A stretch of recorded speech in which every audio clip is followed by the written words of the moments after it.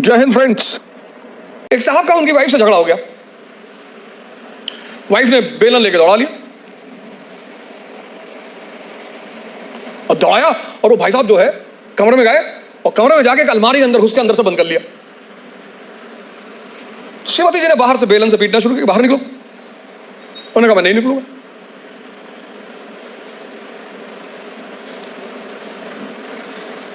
वो लेडी चिल्लाने लगी तो पास पड़ोस के लोग आ गए, बहुत सारे लोग इकट्ठा हो गए।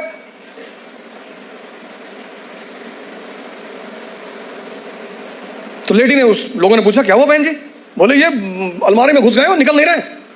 तो आदमी अंदर से चिल्लाया कि आज पूरे मोहल्ले को पता चलना चाहिए कि इस घर में किसकी मर्जी चलती है, मैं नहीं निकलूंगा। ऐसी ताकत का क्या फायदा जब तुम अपने आप को दरवाजे में बंद करके और शेर बन रहे हो? क्षमता सबके पास है। ये दो पेट है, मैं बार बार कहता हूं, एक पेट ये, एक ये।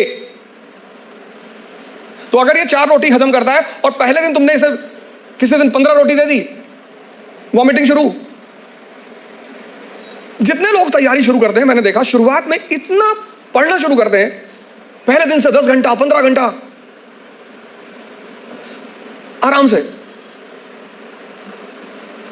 आपको पता नहीं, आपको लगता नहीं कि ये पेट है ना, हजम करना होता है, सिर्फ अंडरलाइन करना नहीं होता। मैंने 98% स्टूडेंटों को देखा है, वो किताब को अंडरलाइन करने को पढ़ाई मानते हैं। इस हॉल में कितने लोग हैं जो न्यूज़पेपर नहीं पढ़ते हैं? नहीं पढ़ते। सारे लोग न्यूज़पेपर पढ़ते होंगे, 2-4 होंगे जो अभी नहीं पढ़ते होंगे, बाकी सारे लोग पढ़ते हैं ना, है ना?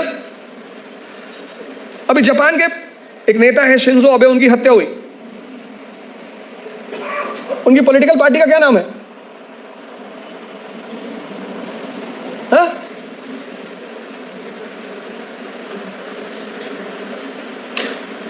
किसी को नहीं पता।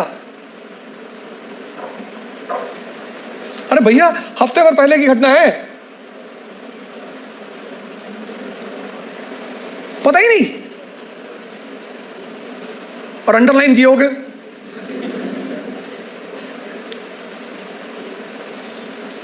कितनी बड़ी, कितनी एक लाइव एग्जांपल देखो।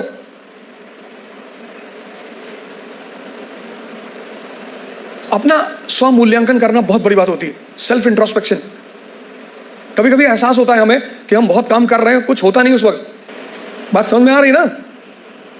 इस क्षमता, यहां की जो डाइजेशन क्षमता है, ये दिखाई नहीं पड़ती ना, ये दिखाई पड़ता है।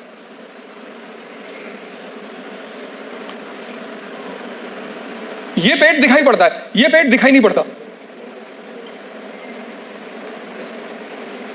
अब ये क्षमता विकसित, स्ट्रॉन्ग कैसे होगी?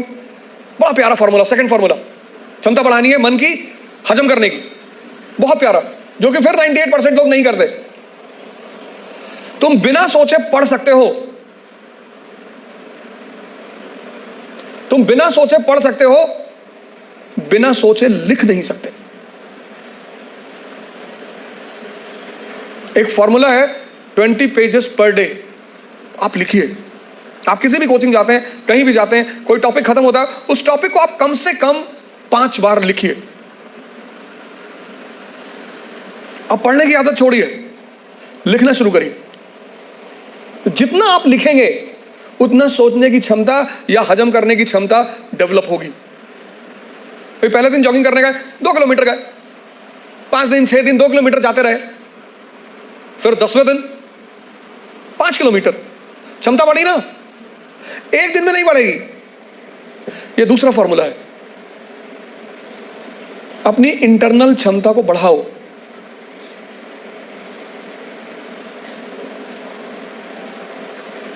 नहीं बात क्लियर हुई? हाँ? कितने लोगों को इस बात का वो रहता है, मुझसे बहुत सारे लोग मिलते हैं, सर हमें कुछ याद नहीं रहता। आपने हजम ही नहीं किया। मूवी आपको पूरी याद रहती है ना,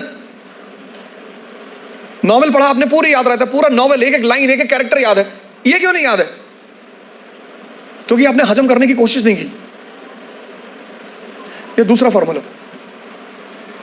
अपनी इंटरनल कैपेसिटी को पहचानो।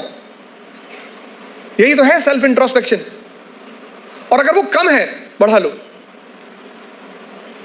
3 महीने, 90 दिन का कोर्स है ये। 3 महीने, 3 महीने अगर 20 पेजेस लिख ले गए तो तुम बिलीव नहीं करोगे कि तुम्हारे सोचने की क्षमता कितनी डेवलप हो जाएगी, हजम करने की क्षमता कितनी डेवलप हो जाएगी। हम कोचिंग किस लिए जाते हैं? इसीलिए जाते हैं। कोचिंग और कॉलेज में बहुत फर्क है। कॉलेज आप पढ़ने के लिए जाते हैं, कोचिंग आप सीखने के लिए जाते हैं।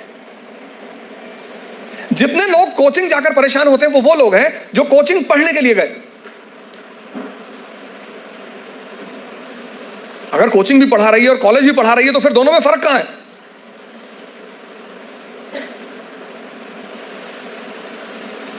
ये दूसरी चीज, अपना मूल्यांकन, अपनी ताकत को समझना कि मेरा पोटेंशियल लेवल क्या है। क्लास खत्म हुई, आप घर गए, आप जो 2.5 घंटा पढ़ा है उसको रीराइट करने की कोशिश करो। संभावना है कि आप सिर्फ 30% लिख पाएंगे, शायद।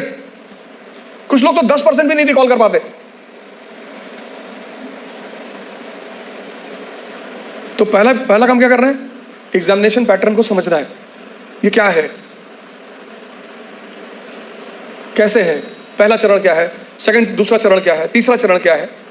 दूसरा क्या करना है? सेल्फ इंट्रोस्पेक्शन करना है। उसकी सबसे बड़ी वजह यह है कि इस देश में ह्यूमैनिटीज को कोई इज्जत ही नहीं है। अगर आप बीए कर रहे हैं ना इस कंट्री में, तो आपको लोग बर्बाद आदमी समझेंगे। कह रहे बीए कर रहे, चलो पीछे आके खड़े हो, बीए कर रहे, इधर आप एमबीए कर रहे हैं, महाबर्बाद आदमी। तो भी थोड़ा इज्जत है, साइंस की तो बड़ी इज्जत है, और आईआईटी की तो खैर कहने ही क्या। लेकिन जहां आपने कहा बीए, बहुत रेयर केस में जो लोग ग्रेजुएशन बीए वगैरह करते हैं, बीए ऑनर्स वगैरह, वो बहुत रेयर केस में बताते हैं लोगों से। आईआईटी वाले तो कहीं भी फंक्शन होगा तो आगे खड़े हो जाएंगे, क्या कर रहे हैं भैया? आईआईटी कानपुर। अच्छा। अब चूंकि, और आप जितने लोगों ने इंजीनियरिंग वगैरह कर रखी, 10th तक हमें ह्यूमैनिटीज पढ़ाया गया, और 10th का टीचर हमें क्या कहता था बार बार कि बस इसके बाद जीवन में हिस्ट्री कभी नहीं पढ़नी, इसके बाद जीवन में सिविक्स कभी नहीं पढ़नी, इसके बाद जीवन में जग बेटा, बस 1 साल बेटा। अब उस टीचर का चेहरा बहुत याद आता होगा। तो हमें ये स्कूलों में बताया गया, ज्यादातर, हो सकता सब में ना हो, लेकिन ज्यादातर स्कूलों में, हमारे स्कूल में हमारी हिस्ट्री की टीचर बोलती थी बस अब जीवन में हिस्ट्री पढ़ना ही नहीं। हमें क्या पता था हिस्ट्री से ही जिंदगी चलेगी।